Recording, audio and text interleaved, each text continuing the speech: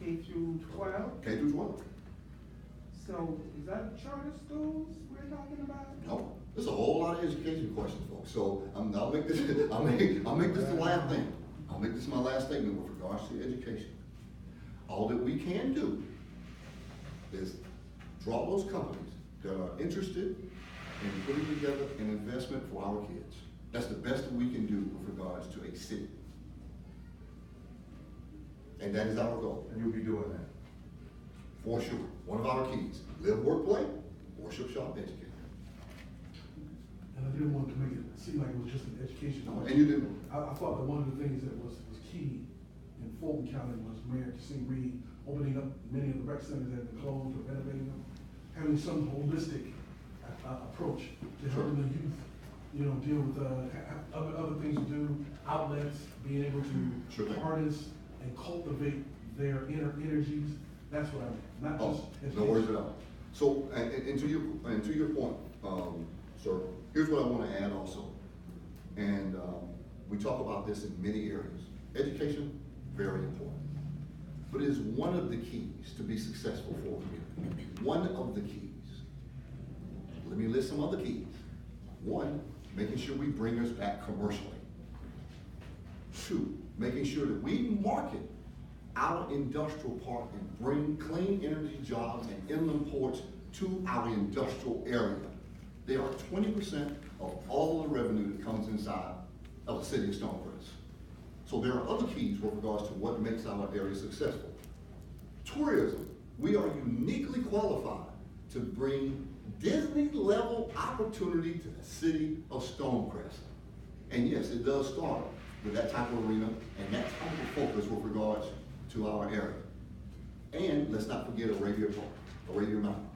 So those things that make us completely successful across the board: industrial, commercial, tourism, and being able to commercially draw things here that we've been missing for years. Also, to that question on education, for those of you who are at the City of Stonecrest, the commissioners' meeting that they had on Thursday, that survey is basically for actually the Board of Education. The Board of Education is meeting with the Education Subcommittee. So those individuals, we want to get some input from you. So that committee asked everyone, that's why it's on the website, asked everyone to participate in that survey so that you might have an idea as the kinds of educational tools, how you would like to help, how would you like to invest in your community. In no way can we fund the Department of Education. I mean, our president is trying to get rid of it as part of the cabinet. You know, so one of the things that we wanted to do is to have people to go and to look into that. So that's why it's on the website. You to take the survey so that you can have a voice in how you'd like your education to be within the city of Stonecrest. So the school board requested that? The school board did request it. The subcommittee, for those in education subcommittee on the Governor's Commission that meets every Thursday, they requested that as a part of research so they can take that to the school board and make sure that they have the information that you would like to have concerning your education. And since you brought up the Governor's Commission, I understand this week that they're closing the meetings, the rest of the meetings, to both the public and the press. Is that true? I was trying to get confirmation. I got a call yesterday that they closed all the meetings. I couldn't answer that question. I just know that it's the week before the election. Maybe they're doing other things as to why they're not having it. But I couldn't answer. No, not that they're not having it, that they're barring the public. Oh, and the media from it. We've not heard that. You haven't heard that? It has. Okay, so when I show can up confirm on that Thursday, is what nobody's gonna is close the happening. door. And we're gonna stay focused on this. We're gonna stay focused on this. Up front, folks, up front. All right. My final question, Jason, is can you get the word up to President Trump to release his taxes? That's good. Okay. These last three, and we're gonna wrap it up real quick. So what is your plan, Jason, Larry, to create transparency regarding my businesses and the possible appearance of conflict of interest? The best thing I can do, folks, is what we're doing today. I come before you, I answer all the questions that you have. I'm in real estate. I rehab properties. I'm not a flipper. I take houses, I reconstruct them, I put people in them for affordable rent, and we move from there. So I don't know what other, what other piece that I can answer from that, other than, of course, being in the healthcare business as an independent broker. And yes, I'm gonna combine two questions with this. I like doing concerts. As a matter of fact, I love doing concerts. Things that you don't know about me, I'm classically trained as a pianist. I don't play it much anymore, but I love music. And quite frankly, I like the big crowds. And I like bringing culture to our area. I like bringing things that are here, worldwide. Think about it. City of Lithonia, 13, 14, 1,500 people, less than 1 square mile. Little Richard, Temptations, Brothers Johnson, Jonathan Butler, in a town nobody ever heard of before. Think of what we can do with 50,000 folks in an arena. That could be second to none. Now, I'm not saying I will be the person to do that, because particularly when you elect me as mayor, I'll be working on that full time. But I certainly would have some influence with regards to trying to make sure that we stay culturally You never be involved. So I answer directly, two questions at you one never time. be directly involved with a concert promotion for one of the, you never be directly involved, obviously, if you were. Yeah, I wouldn't be doing it. Of course. But if somebody, of course, wanted to ask my opinion about it, I am an area of expert in that area. I'm going to wrap it up with this. Truth and fact cannot be debated. So let's visit some of the hard facts. Along with a small group of people, I founded the city of Stonecrest. That is a fact. That's truth. It's a fact also. I have no problem in telling you all I poured my blood, sweat, tears, time, and devotion for 4 long years to get us to this point. That's truth. That's fact. First year, turned away. Bunch of tears on that. Second year, told no. Third year, told maybe someday.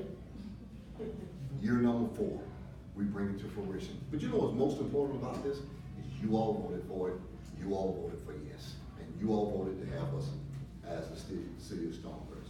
So there's something to be said about tenacity and not giving up. See, I know who I am. I know I'm a B student. And I know it takes reinforcement for me. And that's why it takes me probably longer to catch on with some things than other things. That people are A students, they catch on quickly for. But here's what you're not going to do. You're not gonna out-effort me. I'm gonna stand on the interstate with 10-degree weather, raining outside, with a sign in my hand, and I dare you to come join me. I'm gonna walk the sole off of my shoes to each neighborhood, and I dare you to come and walk with me. Not you all personally, I'm talking about Mr. Favors, and I'm talking about Mr. Hill. Come stand a day in my shoes, out of mommy and daddy's house, or wherever you are, and be strong enough and tenacity, and have the tenacity and the grit that I have to be able to take us to where we need to go. Now, some people would say, man, that guy's some kind of arrogant. Not really. It's just that I know the gifts God gave me, and those are the ones I'm using to get us to where we need to go. You know, God puts people in your life at a certain period of time. Some people here, some people there. Even as being a deacon in my church, Union Missionary Baptist Church, I just hear the incredible tall and stroller folks that make my story sound like Mary Poppins. I mean, some real people with real problems. I was blessed enough to be able to come back for some problems because I had a strong family structure, a strong church structure, and a wife that was second to none. So yes, I have no problems in telling you all I will kill a dead tree stump over my wife. So, if you want to just keep this the way it is, just keep it with Jason and Larry, and we'll be good. So, here's where we go, and I took off script, that's okay. There's something to be said about tenacity and not giving up, folks. That's why you want me as mayor. Because when they tell us no, I'm gonna keep saying yes. When they tell us we cannot do it, fist up, and we will do it. When they have a person that you need to speak down at the Capitol to make sure that we are being properly represented at a mature level, you want me there. Because that's what it took to get us here. Last but not least, this will go far beyond me. I met a man a couple of years ago. I love this guy like a brother. His name is Jimmy Clamp, and his wife Edwin. The thing that he said was this, particularly Jimmy. He says, The mission has to outlive the man. And that stayed with me the whole time.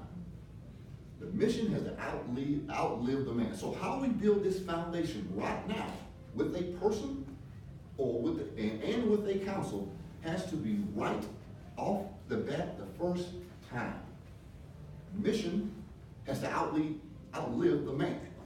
So all these things we talk about with regards to commercial, industrial park, tourism, it has to be in concrete from day one.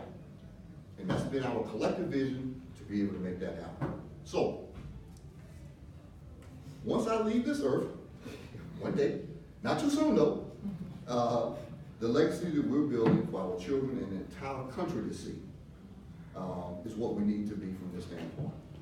So it takes leadership of a steady, thoughtful, consistent, strong, experienced, tenacity, and the vision, most of all, being able to lead leaders. Because if you look at the people that are running for council seat, these are very, very smart, experienced people. And across the board, we have to have respect for each other. And I'm that person. So having said that, strong leadership takes vision and experience. I have both. I want to lead this city. Most of all, I want to continue each of you all's vision.